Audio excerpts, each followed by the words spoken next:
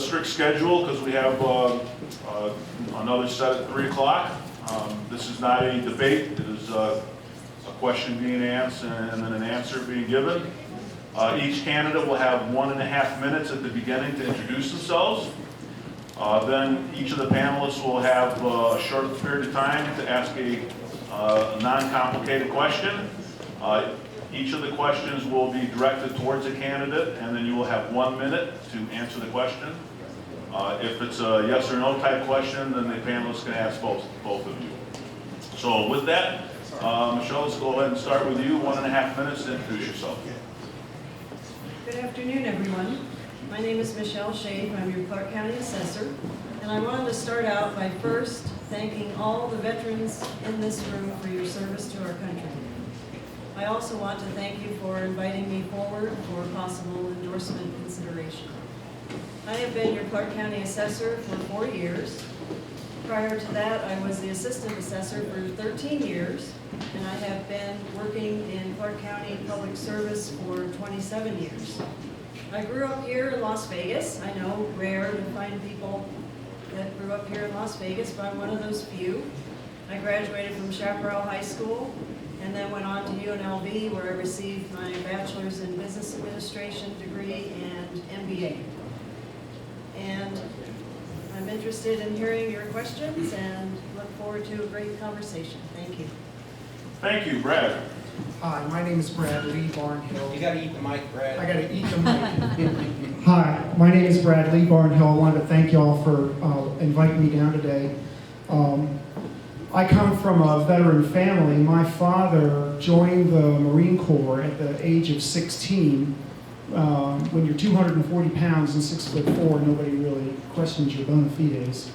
He had 2 tours in Korea, had 5 tours in Vietnam, 3 Purple Hearts, Bronze Star, Silver Star. I remember being 8 years old when he put me on his knee with a map of Southeast Asia and said, "This is how dominoes will fall."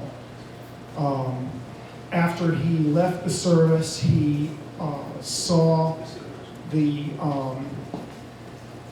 United States hegemony for what it is, the projection of power abroad as being extra-constitutional. And he worked until the end of his life in the year 2000 organizing the U.S. Constitution Raiders. I learned a lot from my father. I graduated from the Marine Corps-based Quantico High School, 3rd in my class. I went to the University of Virginia, graduated with a computer science degree. I worked in computer systems analysis for 30 years. Changed career. I'm currently a litigation paralegal. I believe in limited government, and Shafe has a long career here in service in Nevada. I applaud her for that. My family and I moved here about 10 years ago, and we love the valley and want to provide our services for the Thank you, Brad. community. Thank you. Okay, for the panelists, we're going to be here till 5 o'clock, so there's food back here. So just help yourself whenever you want. So they'll be eating in front of you, so don't let that. You can't have any food since you're going to be out here in 30 minutes. So, okay, Pamela, let's start with you. This question goes out to Michele. Oh, sorry. I wanted to ask you, have you seen any changes as far as the taxation of property for people with disabilities and also for small business owners who conduct business from their homes? And again, you have 1 minute to answer. Thank you. As far as people with disabilities, we have a disabled veterans exemption that can help with that, help with the property taxes or D&D. And what was the other one? What was the other part? For small business owners? Or small business. What we did is a few years ago, we went up to the legislature and advocated for small business owners to be able to get an installment bill for their personal property. So instead of having to pay it all at once, which is what they were having to do, we had that amount reduced from $10,000 to $5,000. So if their bill is $5,000,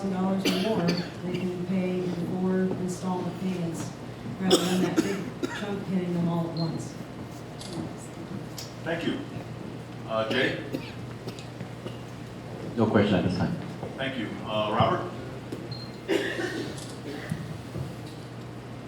Do either one of you, here's my question, have any private industry business ownership experience?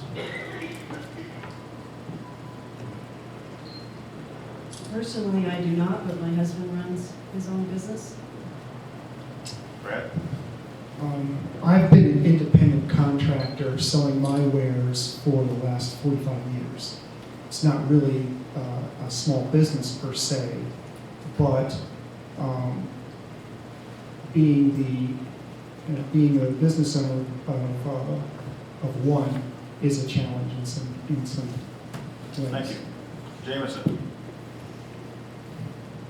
Good day, both of you. This question is for Michele.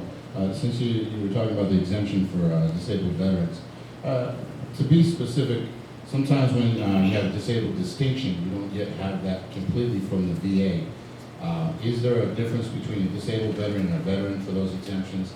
And if so, what type of paperwork does your office actually accept for those type of distinctions? Yes, sir, there is. In order to qualify for the disabled veteran exemption, it needs to be 60% service-connected or greater. And so if we had any kind of paperwork from the VA indicating that, we would accept that. And the amount that, just to give you an idea, I brought the amounts just to give you an idea what the difference is. For a veteran, they can use the exemption on their home, which is worth anywhere from $61 to $80 on their home, or $123 at DMV. For a disabled veteran, the amount increases greatly. It's $305 to $806 on their home, or from $615 to $1,230 at DMV. We also allow the veteran to split the exemption between their home and DMV, because some of these DMV amounts are pretty high, especially if you have an older vehicle, so we do allow that as well. Thank you. Lisa?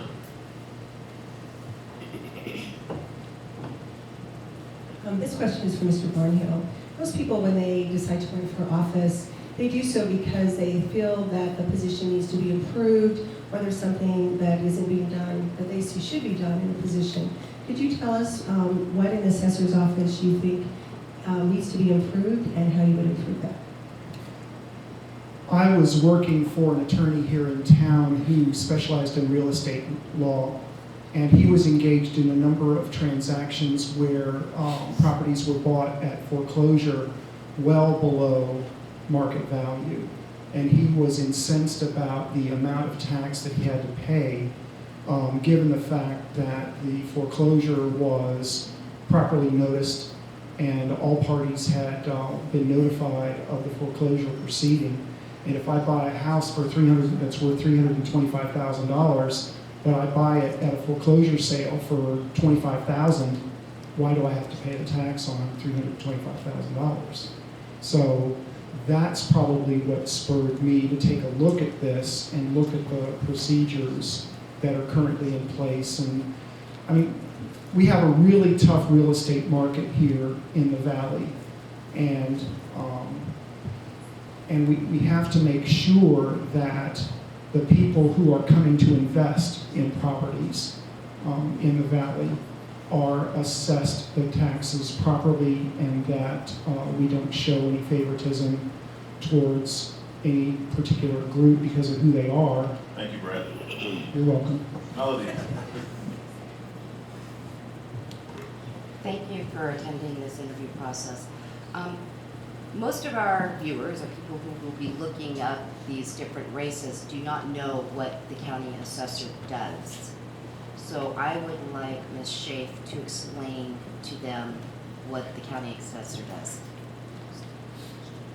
The county assessor does many things. Everyone thinks of us as the appraisers for the county, which we do. We appraise all property subject to taxation for tax purposes. We come up with an assessed value, and we send that to the treasurer, and then you get your tax bill. We also have other things that we do that you may not be aware of. One is our customer service division deals with the various exemptions we have, And I mentioned the veterans exemption, disabled veterans exemption. There's also an exemption for surviving spouses, as well as the blind. So we have an area that administrates those exemptions. They also collect personal property tax, and this would be from mobile or manufactured homes, as well as business personal property tax, aircraft, and billboards. Another division that we have works closely with the recorder's office, and they get all of the deeds that are recorded that pertain to a change in ownership, and we process those deeds. We change the record, the county records, with the new ownership name.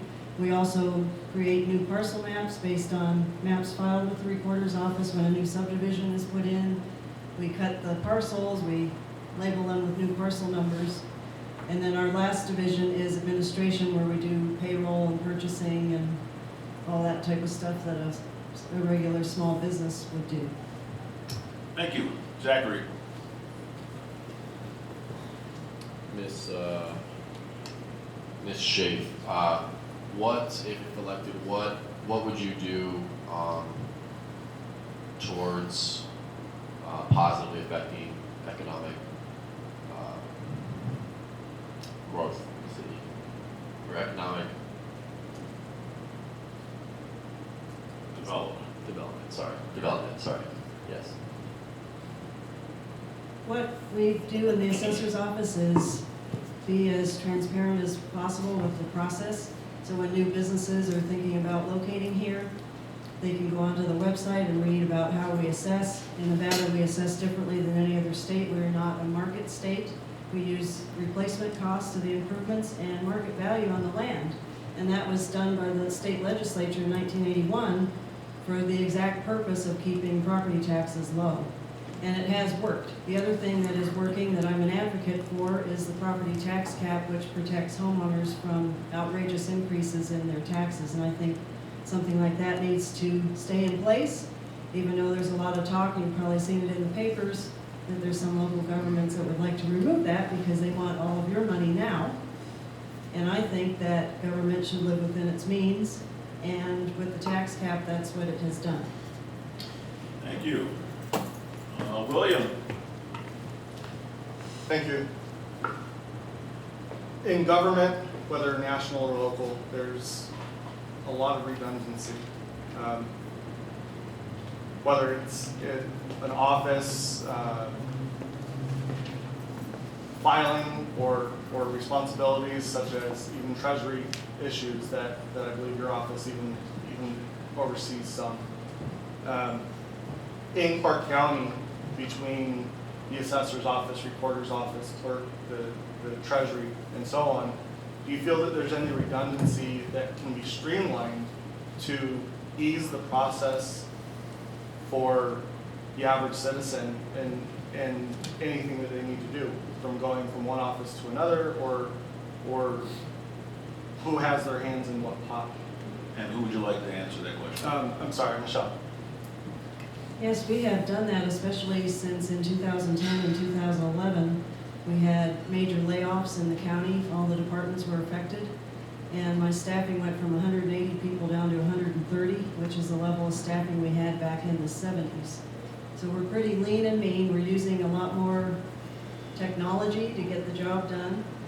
But one thing that we're not doing is getting rid of our hallmark customer service for the public, in that mine is one of the few offices you can call and talk to a person. We don't have the automated system of press 1, press 2, press 3.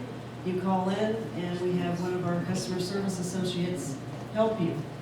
Sometimes we get calls, a lot of times actually, for other departments who have the press 1, 2, 3, and we will help the customer that way by getting them in underneath that system to try to help them. But as far as what the recorder and clerk does, those are two separate offices. They do two separate things.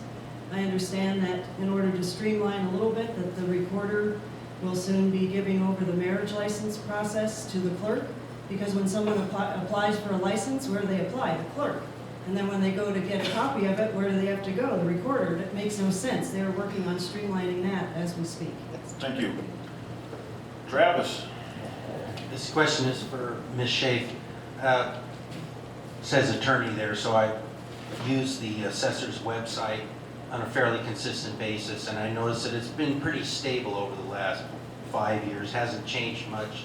Does that mean that the site is dated and is subject to some sort of brand new rollout? I mean, what's your plans for the website for the assessor's office? We've made quite a few changes, actually. The basic information I is did there. say it was stable. I wasn't complaining. You missed our 3 new videos that we put up. We have one on the appeal process and when people want to appeal their property, how to do that. We also put one up for exemptions, the types of exemption we have, what you need to qualify, how much money we're talking about on the savings. And we also have for the small business owners a video on the personal property process for their business personal property declaration. And we had a lot of people asking about the tax cap when they would refinance or put their property in a trust. The cap, the 3% cap would drop off, and we would send them a card and they'd say, gee, I signed one of these a few years ago, and they'd throw it out and then they get their tax bill and call us because it would be a little higher.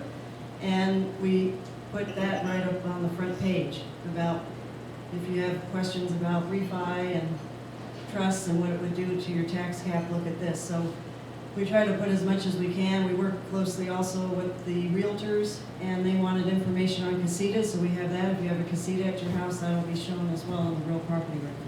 Thank you. George? This goes to Michele. I'd like to know, how do you go about somebody that doesn't go on the internet a lot or is not aware of the website? How do you let them know of these exemptions that they may need or could use? We go out to, we're going to be at the county fair. We go there every year. We go to senior fairs when they have different things at the malls. We go. We also have our publication of the roll in the newspaper. We indicate the exemptions are on that. We also put them on our notice of value card. If you own property, you get that, what I call holiday card from me every December, and it's on that as well. So we're trying to get out to as many places as we can to let the word be known. We also, once in a while, we'll have a customer come in and say they'll be wearing a hat from the Marines or something, and all of our customer service personnel would ask, hey, are you a veteran? And they'll, well, yes. Well, did you know we have this exemption? Well, no, because a lot of people move to Las Vegas every year and they're not aware of the exemption. So we try as best we can to do that. What is really neat is one of the ladies that goes out to me to these things is a veteran. And so it's a lot of fun going and meeting all the veterans and all the seniors. A lot of the seniors are veterans too. Thank you. Karen? Good afternoon, and thank you for joining us here today. My question is for Mr. Barnhill. What do you think you can do better than Michele is doing right now? Well, that's a really good question because I'm sitting here listening to how well her office is operating and what a really good job that she's done. I've been searching in the statutes and the regulations for the authority and procedures as far as how the assessor's office is supposed to operate, and I can find barely any statutes in the NRS. There is no chapter in the NAC that deals with it. So it would be a learning experience for me coming in, but certainly she's got her staff, and her staff would certainly be able to help me make my way. And I'm not really certain that it's a matter of doing the job differently or doing the job as well or not. As Ms. Shafe, she certainly has a lot of experience in this area, far more than I do. I see the role of the assessor as one who is, first of all, fair, who's going to listen to all sides of an issue and then make decisions based upon policy that's established. And if the policy needs to be changed, and then there are ways to do that. And I'm always interested in hearing about ways to make things better and to streamline issues. I was a computer systems analyst for 35 years, and not everything's a technological solution. A lot of the solutions are just in the way that you handle your paper and who sees it next and what's supposed to be on it. So those are the kinds of things that I might be able to evaluate and help with. Thank you. Thank you. Jay would like to ask a follow-up question.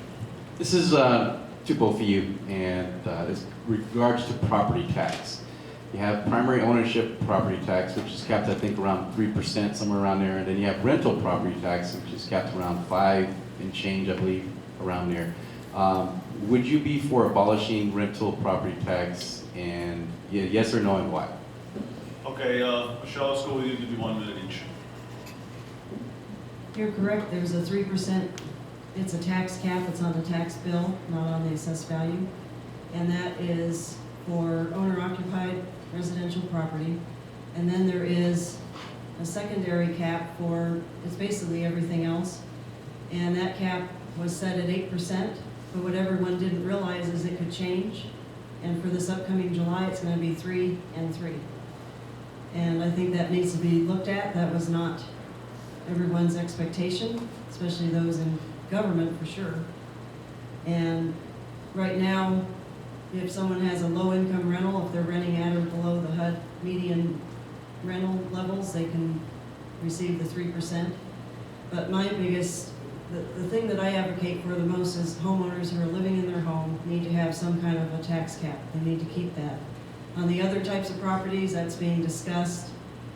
I don't feel as strongly about that. I mean, the 3 and the 8 were working, but a 3 and a 3, maybe not.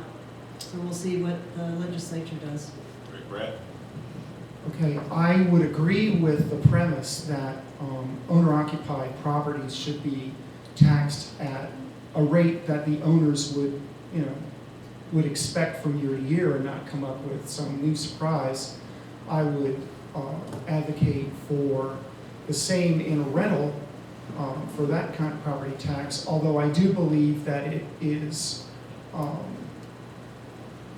because the property's being used commercially, that Not commercial, just residential, just say residential. well, it's a residential property, but it's the people who are renting it out are engaged in commerce. And I know that they're providing a great service to the community because I live in a rental home myself. So I would suffer if the rental rate would go up in the event of a property tax change, just because the unit is a rental. But as long as we have stability, as long as we know what to expect from year to year, and it's not subject to the vagaries or whims or of people in power, and it doesn't. And as long as people have stability, they know how to plan. And families who depend upon rental properties, both for income and for living expense and for residing in, need to have that stability. Okay, thank you. These are the candidates for Clark County Assessor. Thank you very much for coming down. Give them a round of applause. I wanted to let everybody know I brought brochures on the exemptions we have, as well as applications for the veteran and disabled veteran. If there's anyone in the room who either needs one or knows someone who does, please come and see me. Thank you.